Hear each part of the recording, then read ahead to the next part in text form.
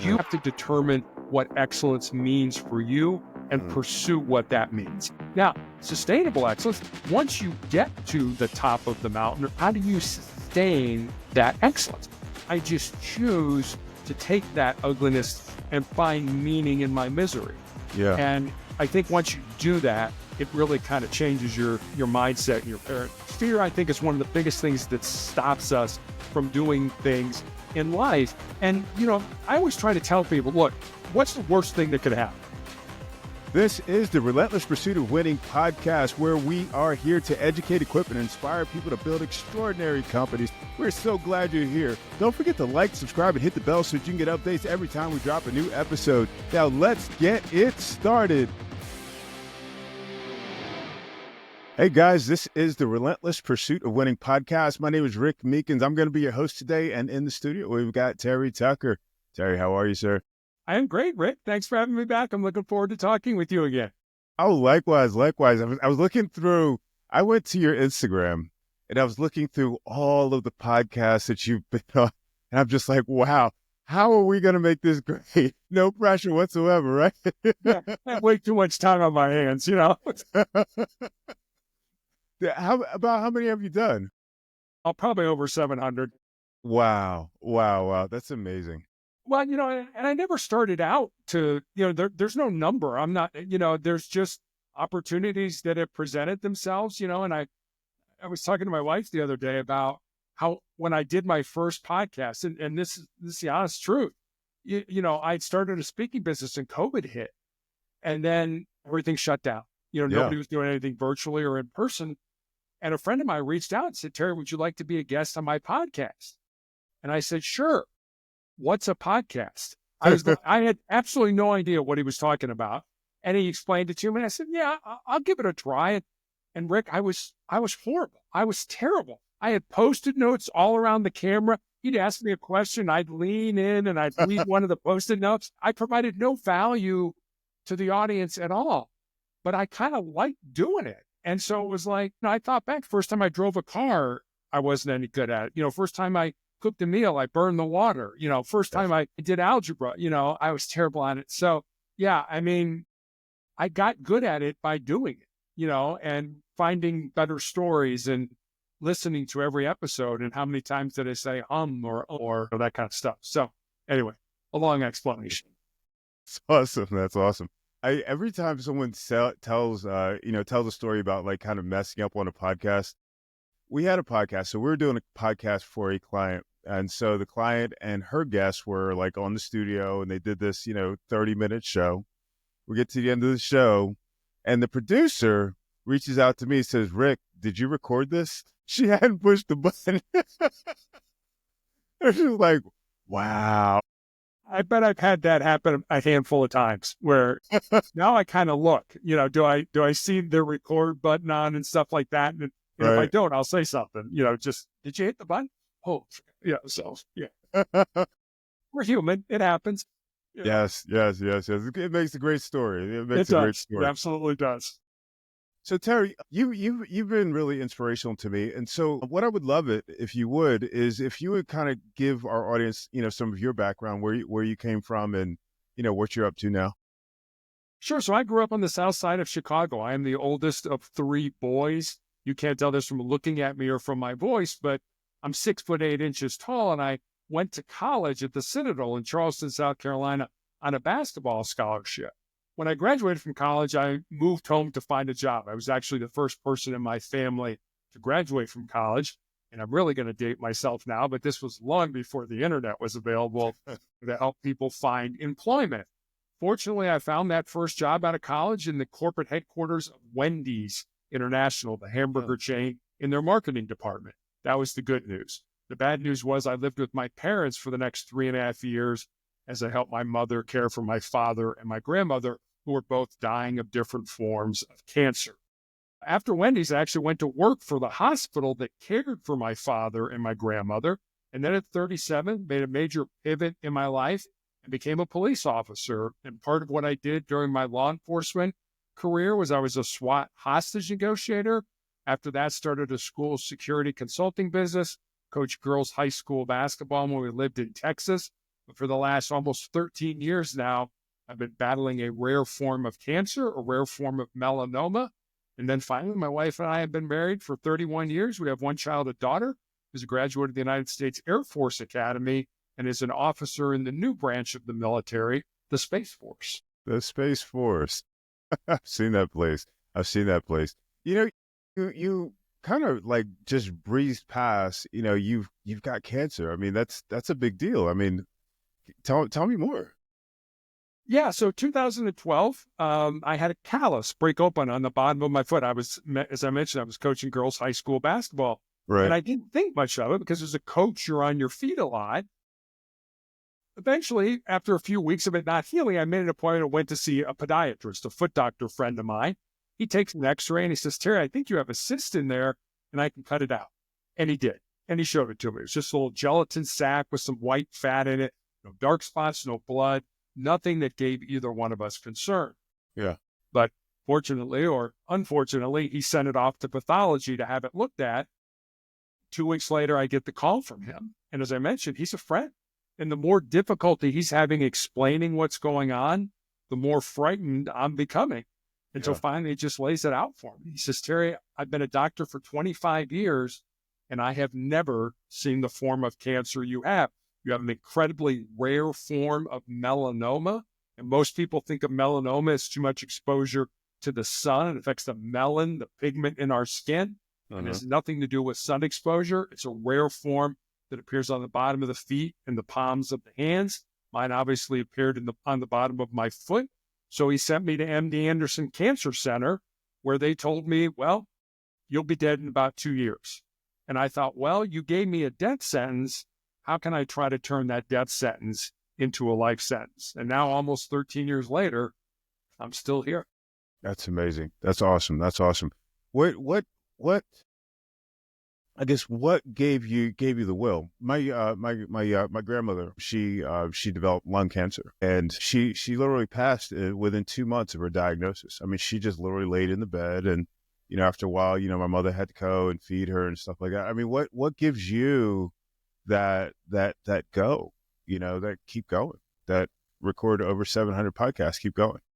That's a great question. And I look at doctors. This is going to sound kind of funny, but I do kind of look at it like this. Doctors are like Vegas. So they handicap you. They look at you and say, okay, at your age and your health and your stage of cancer, you will probably live X.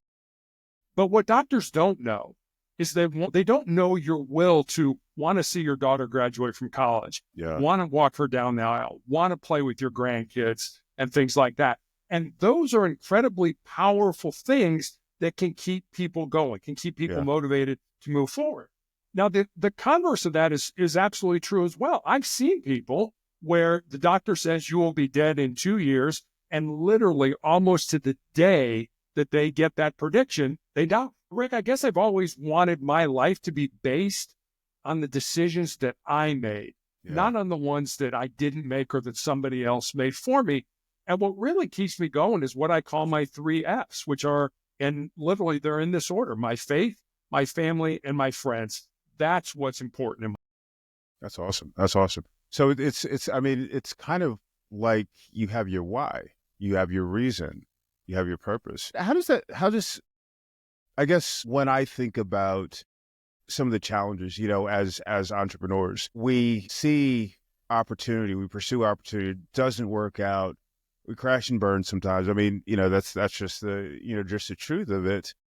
And it's sometimes it's typically that why that enables us to keep going, to get up and keep going again. Is that what you work with leaders, right? And is this kind of where you teach people? Is this what you do, or is it slightly different? No, it absolutely is. I mean, I think finding your purpose is incredibly important. We're all here for a reason. And Yeah. you don't have to take my word for it. I always go back to Viktor Frankl, who was a concentration camp survivor, survived the Holocaust, wrote Man's Search for Meaning. And he talks in that book about we should not live our life in the abstract, that Yeah. every one of us has a purpose, has a reason that we're here. But so few people look for that purpose, let Mhm. alone find it and live it. Mhm. And I even have to go back further. I think before you start looking for your purpose, you have to know what your values are. What's Yeah. foundational for you? What anchors you in your life, that no matter what the world does, no matter what the world says, that you know in your heart, this is me. This is who I am. Yeah. And so, first of all, you got to find out your values, and then what are you good at? What do Yeah. you enjoy? What do you love? And I heard a guy by the name of Jeff Wetzler wrote a book called Ask, and I heard him on a podcast, and he talked about how we look at our lives. Uh-huh. And I know I've done this, Rick, and you may have too. We set these arbitrary mileposts. We say, well, by the time I'm 28, I want to be making $100,000 a year. Or by the time I'm 35, I want to be married and have 2 children. Whatever it is, we set these, and they're arbitrary. We just pick a date. Yeah. And then when we don't hit those, we somehow look in our lives as we're not successful or not on the track we want to be. Yeah. Wetzler talks about looking at our lives. I wish I would have known this when I was younger, in terms of decades. So he says in your 20s, do everything, anything that interests you at all, whether it's professionally, personally, spiritually, education, whatever. Do it. Make all kinds of mistakes, screw up all over the place. Yeah. And then in your 30s, find those 2 or 3 things that really move you, that you really want to dig into. And then he says in your 40s, when you're more established, you're more mature, you understand how the world works, find that one thing and dig into it. And then he says in your 50s and your 60s and beyond, you will reap the rewards, you will reap the benefits of looking at your life in terms of decades, as opposed to those individual, well, this is the year I better be making 100 grand. Well, I'm only making 80, so I must be a failure. No, you're not a failure. Immerse yourself in life. And I think that's a big part. That'll help you, I think. At least it's helped me find my purpose in life. Wow, wow, wow, wow. That's interesting. I like that conversation around purpose. I went to a retreat many moons ago, and that's what we went for. And I came up with this: educate, equip, and inspire people to pursue extraordinary goals. And the cool thing about it was I was able to parlay that into my business, so that my purpose for myself and my business were the same. And the purpose is like, this is how we activate that purpose. This is how we get out and make a difference in the world, if you will. I was talking to someone last week on our show last week, and we were talking about that idea that you don't separate your personal purpose from your business purpose. What are your thoughts on that? Yeah, I think a lot of times we talk about, purpose or why or mission, whatever word you want to use, kind of in the singular, that it's a single event, or it's a single thing that we're supposed to do in our lives. And I can't speak for everybody, but for me, I look at that word as plural. When I was younger, I felt my purpose really was to be an athlete, to play basketball. And then as I grew up and I matured, I really had a lot of jobs. But if you asked me what I did for a living, I would tell you I was a police officer. I felt that was my purpose. That was what I was supposed to do. Yeah. And now, having cancer and still having cancer, I still have tumors in my lungs that I'm treated for. I think my purpose has shifted again to put as much goodness, positivity, love, motivation back into the world with whatever time I have left. So I think, you've got to determine your purpose or purposes for yourself. Yeah. But I think that it's got to be something, one, you love, something you want to get up every morning and do. Yeah. And I think there's a big difference. And I think we get these words confused, purpose and passion. Yeah. I would tell you not to follow your passion, but to bring it with you wherever you go. Be a passionate person, but that's not your purpose. Your purpose is different than your passion. And you need to be a passionate individual, I think, to be happy in this world, to dive in, to get in, to really want to get in there, figure it out. Mm-hmm. But your purpose is why you were put on this earth. We all have that purpose, and we all should, I believe, figure it out. And let me end with this. There's an entrepreneur by the name of Ed Milet. You probably have heard about him. 2023, he was named the Entrepreneur of the Year. And Milet talks about the 4 types of people in the world. Mm-hmm. And when he first said this, I was like, oh, wait a minute, I got to think about this for a while. Is this really true? And he said, the first group of people are the unmotivated. And he said, that's the vast majority of people you will encounter in your life. Yeah. The second group he talks about are the motivated, where it's kind of a carrot and stick approach to life. If I do this, I will get that. It's kind of low level, but it works for a lot of people to be very happy and successful in their lives. Yeah. The third group he talks about are the inspirational people. The word inspiration coming from two words, in spirit. So if you're Yeah. an inspirational person, you move people with your energy. And then the last group he talks about are the aspirational people, where people aspire to be like you. And sometimes if I'm doing a talk and depending on the group and we're having some fun, I'll tell that story. I'll be like, all right, show of hands, how many people are unmotivated? And nobody raises their hand. Nobody ever says, yes, I They're am just one not of that motivated group to. that I'm unmotivated. But I've thought back on my life about how many people are really motivated, really dedicated, as we've been talking about, to live their purpose in life. Yeah. And I don't find a lot of people that really are. Yeah. Yeah. I agree with that. I agree with that. I see that. I love working with the people that, are definitely motivated. It's interesting. You were talking about the different purposes, and I feel like I've had the same purpose, but it showed up differently. The emphasis was different at different times. I think right now, at my age, I'm really more interested in the inspiration, doing these podcasts, doing other talks. But I mean, even in my day to day, I try to be very intentional about acknowledging people. And, I'll just pick up my phone and just say, hey, such, such, I was thinking about you, just wanted to say hi. And, it fills me in a way that nothing else could. And I really enjoy that. I really connect really well with that. I don't know how that's going to show up in my business, if that's a thing, like, from I guess a commercial perspective, but, perhaps it will, perhaps, just thinking it through, perhaps there's a way that we can incorporate that. So that's cool. I Yeah. love that. I love that. And you hit on a great word there, connection. Hmm. And I think that's so important. I think, social media is great and it allows for a lot of really great things. It allows us to do what we're doing right now. Yeah. But it also allows a lot of people, I think, to stay on the surface. And there's a psychology professor at the University of Chicago who does this experiment with his students. The idea is you go out, you get on a bus, and in 3 questions, you're deep with somebody. Because we don't go deep with people very often. You get on, you sit down next to somebody. Hey, how you doing? Oh, I'm fine. How are you? Question 1. And I'm making this up. Question 2. What do you do for a living? Oh, I'm a doctor. Oh, question 3. Have you always wanted to be a doctor? Now, no matter what the person says, now you're deep with somebody. You're like, no, I grew up on a farm. I always wanted to be a veterinarian, but X, Y, and Z happened. Or, my mother died at 40 and she was a doctor and I'm living, vicariously through her in terms of wanting to be a doctor and going to medical school and things like that. So whatever they tell you, now you're deep with them because they're telling you why they do what they do. They Yeah. tell you why their purpose or what they're doing is important to them. And I love that. And I try to do that with people all the time. What are you doing and what makes you do what you do? I love that, being curious about people. Yeah. I love that too. I love that too. A lot of times I'll just say, what are you working on? What are your goals? Something like that other than, hey, hi. And I get answers and I love that. One of the things I do a lot of times on LinkedIn is I say, what's your story? What's your origin story? Where'd you come from? Why are you doing the thing that you do? People tell me wonderful stories.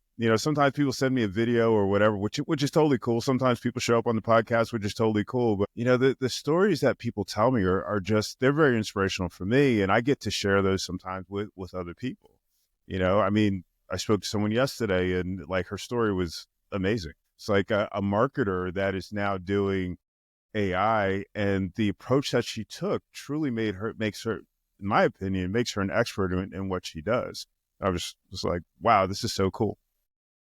That is The neat. other thing that, one of the things that you talk about is sustainable excellence.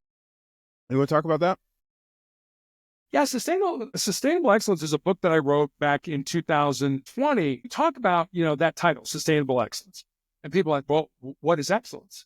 And I'm like, I don't know. You wrote a book called Sustainable Excellence. How can you not know what excellence is? And the reason I say I don't know is, Rick, you and I may look at a sports team or a movie or a play or a piece of music or whatever it ends up being. And Yeah. I may say, I think that's excellent. Yeah. And you may say, yeah, I think it's good, but I'm not so sure that it's excellent. I think excellence, like beauty, is in Mhm. the eye of the beholder. You Mm. have to determine what excellence means for you and pursue what that means. Now, sustainable excellence, once you get to the top of the mountain or the end of the rainbow, how do you sustain that excellence?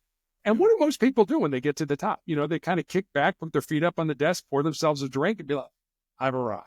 Yeah. And what happens? 6 months, a year from now, boom, somebody passes them up. Like, whoa, what happened? What happened is you didn't sustain that excellence. You didn't find another market to market to. You didn't find another product to introduce to your customer. Whatever it was, you didn't keep innovating and moving forward in your company. You stayed, I guess you plateaued is a lot. And a lot of times I think in life and business, that we start at the bottom and we keep working hard and we get to the top. That's not how life works. We work real hard, and then a lot of times we plateau. Yeah. And then we work real hard again, and then sometimes we get worse. Yeah. And then maybe we get better, and then we plateau and we get better. It's not a linear, I go from A to Z. It's more of a up, down, plateau, up, plateau, up, plateau. But as long as you're moving in the right direction, that's really what's important in life. I think what people don't understand is it's not getting to the end of the rainbow that's important. It's the journey along that path. And let me end with this. If people listening to us remember nothing that's said today, remember this. I think this is incredibly important. It's more important who you work with and who you work for than it is the work that you do. Find people that care about you. Find people that are willing to invest in you. Find people that want to see you succeed, and hitch your wagon to those people and climb your mountains together. I like that. I love that. I love that. I love that. I love the journey analogy as well. A lot of times, I've seen so many people, they're going, and they hit a point, hit COVID, and then all of a sudden, everything stops.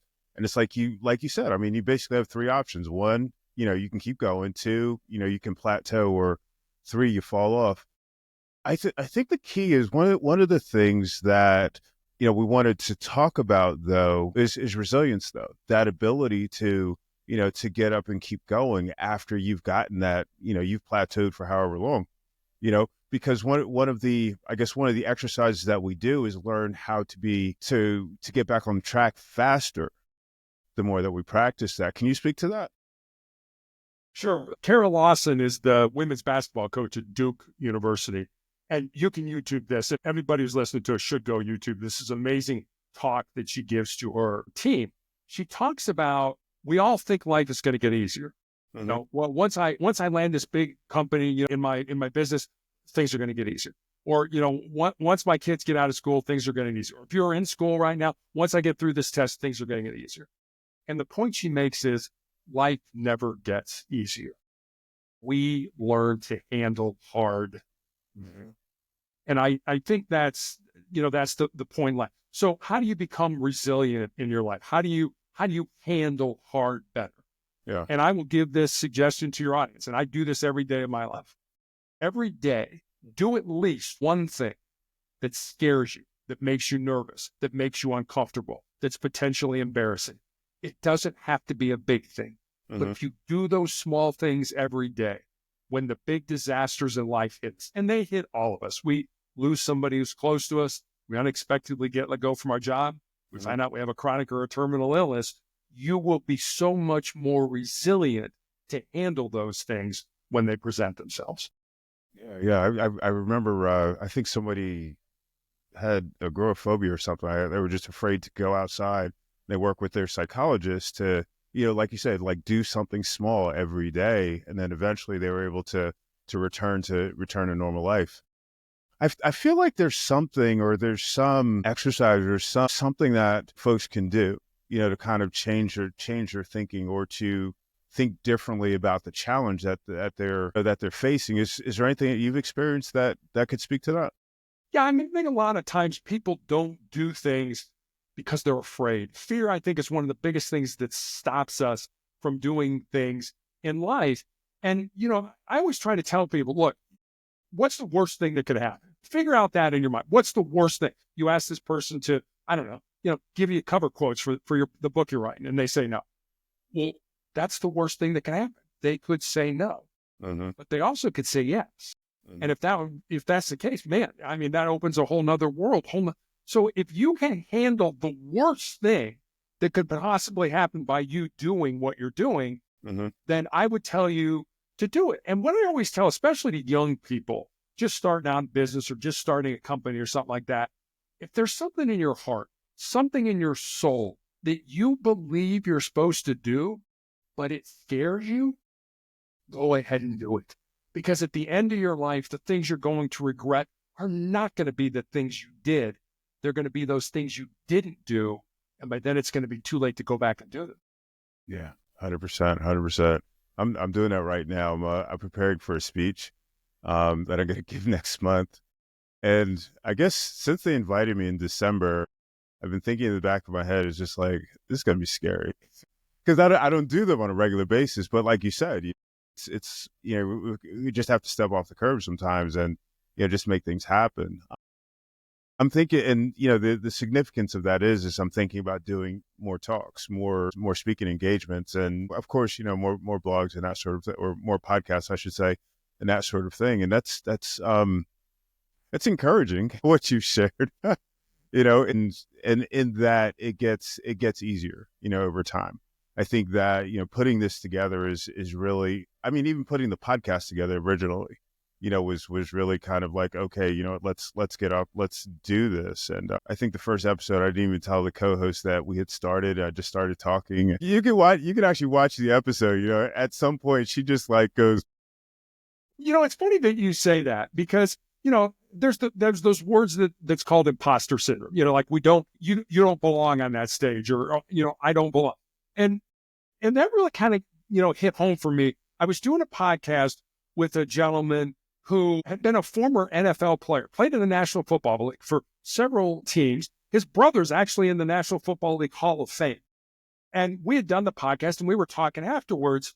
And he said, Terry, when I started my podcast, I didn't think anybody would pay attention to it. I didn't think anybody would care what I had to say. And I said, Marcus, my God, you made it to the pinnacle of your sport. You're a professional athlete.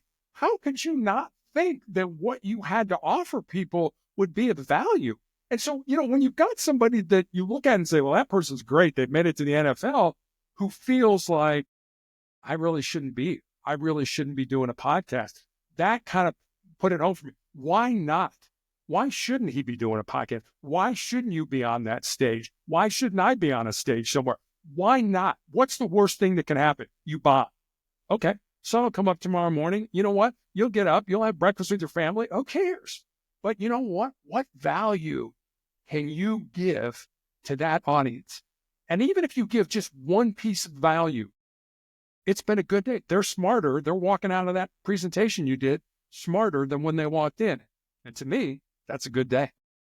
When did that come to you? I mean, it's like, I know that even in doing this, it's kind of like when I started out, it was just like, okay, I'm just trying to do this. Now I've moved into hey, what questions are my audience asking? How can I make sure that, my guest is really being able to be that expert? When did that come to fruition for you? When I did my first podcast, it was absolutely horrible with it. When I literally said, oh my God, I wasted an hour of these people's time. Yeah. And I never want to do that again. And I remember I was talking to my publisher and I said, Scott, I listened to every podcast I've ever been on.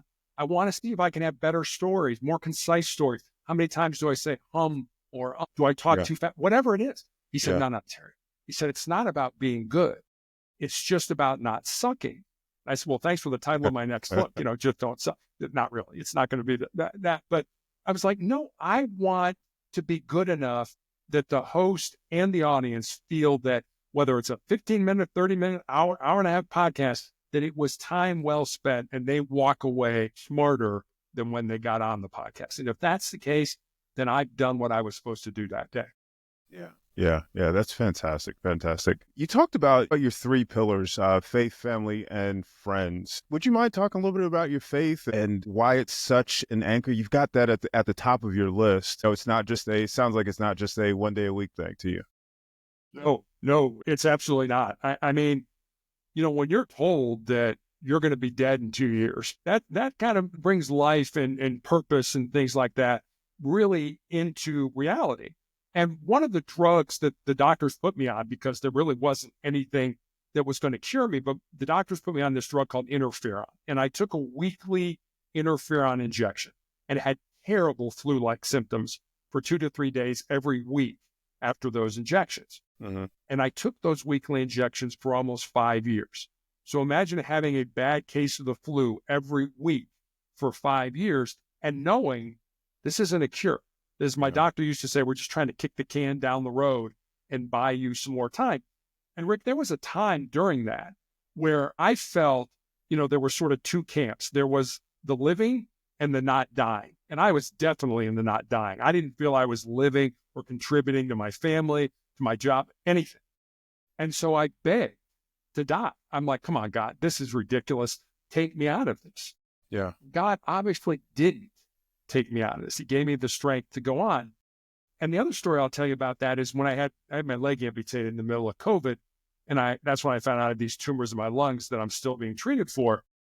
I remember my doctor showed me my CAT scan, and I don't have any medical background. I don't know how to read a CAT scan, but you can kind of look at it and be like, oh, well, that sure doesn't look like it belongs there. I had these big tumors in my lungs. I had fluid all around the pleural spaces in my lungs. And I remember looking at my oncologist and saying, how was I alive? And Rick, I will never forget this. He put his head down. He shook his head no. And then he looked up at me and he said, I don't know, because you shouldn't have been, which said to me that God's not done with me yet. When I die, where I die, how I die, way above my pay grade. I don't spend a lot of time worrying about the dying. I spend more time focused on the living. And I think, and what I've tried to do is say, all right, God, use my infirmity, use my malignancy to show people your power, your goodness, your love, your grace, your mercy. If you can do that, if you can use me, then that's purposeful for me right now. That's fantastic. I love that. I love that. I was actually reading A Man's Search for Meaning. And so, in that first section where he's talking about like everything that they experienced in the concentration camps, and just like, oh my gosh, this is horrible. And then, you start to look at that in light of the things that we go through, on a daily basis. It's just like, wow, I have my clothes. I'm sleeping in a bed by myself. I'm doing all of these things and these problems that I'm looking at. I'm just like, these are temporary. These are things that, we'll be able to work through. I love that, you really leaned into God though, and just say, hey, you know what? God, if this is, what you're having me go through, it's for a purpose. I love that, and I feel like, no matter where you are in your life, in your walk, there is purpose, as we talked about before. And it's not necessarily for us, not necessarily for our benefit, but for, blessing other people. I mean, I can't imagine how many people you've touched through all the podcasts that you've done. I know that, as I said before, I've been inspired by you. You've really made me see things differently. And I'm extremely grateful for that. And I'm sure the audiences that you've spoken to have. So, thank you for that. Thank you for being willing to do that, because, you always have the opportunity to say no. You always have the opportunity to say, you know what, as you said before, I'm going to the dying camp. I'm not gonna, I'm going to feel sorry for myself, et cetera, et cetera. But you chose not to. You said, hey, you know what, these are the steps I'm going to take. I absolutely love that. I admire that. Well, thank you. And I think part of it is, if you're going to do this, you got to go all in. You got to show people the warts and all, you got to, and that's what, I don't want people to think listening to us that, everything's great. No, when I go for treatment, I cry, I get down, I feel sorry for myself. Yeah. I experience all that stuff. So, yeah. You're looking at me right now. There is no S on my chest. I do not have a cape and fly around with magical powers. I have those bad days. I'm a human being. Yeah. But I just choose to take that ugliness and find meaning in my misery. Yeah. And I think once you do that, it really kind of changes your mindset and your paradigm. Yeah. I actually I have this like mental thing where it's just like, okay, I'm going to get through this. This is tomorrow. This is going to be behind me. Forget about it. And, just keep going. Cause it's still a choice. So it's still a choice to get up and do everything that we do every day.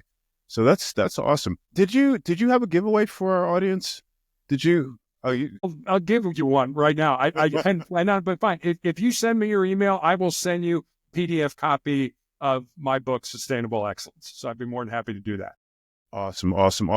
And what I'll do is I'll make sure that we have that on our show notes.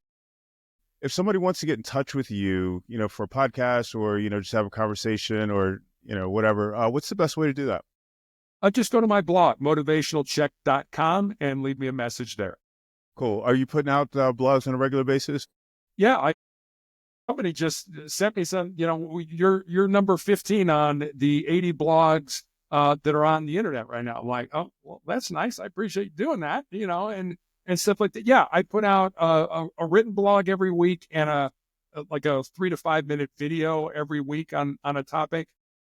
And yeah, those are things I enjoy doing. I enjoy writing. I don't think people say you're a writer. It's like, no, I'm just a guy that writes. There's a big difference, and so writing is something I think we should all do, whether it's just a few lines every day, write it down, figure it out. It helps me clarify my thoughts on things by writing them down. It's like, I don't know how I think about that. Let me write it out and stuff. Yeah, I try to put something out. Most of it's probably mediocre, but every now and then there'll be a gem in there. What kind of topics do you like to cover? I mean, everything, leadership. I wrote a blog that I published this week about hugs, the importance of hugs, giving each other hugs and things like that. And people wrote about it. I said, you have no idea how important hugs are for me as a cancer patient. I mean, that goes back to connection that we were talking about. I just getting a hug from my nurse or from my doctor or from my wife or my daughter or anybody, my neighbor, I don't care. I just love hugs. And I'm like, well, I research it. What's the value? All the good things that our brain dumps into our body, dopamine, oxytocin, all that stuff. You get a hug with somebody, all that good stuff, all that feel good stuff gets there. So I write about whatever I find interesting. Awesome. Terry, thank you so much for being on the show. I hope you enjoyed it. I hope our audience got a lot of benefit out of it. I know that I did. Thanks for having me on. I really enjoyed it. Absolutely. Folks, thank you for watching or listening to another episode of the Relentless Pursuit of Winning podcast. We will catch you next time.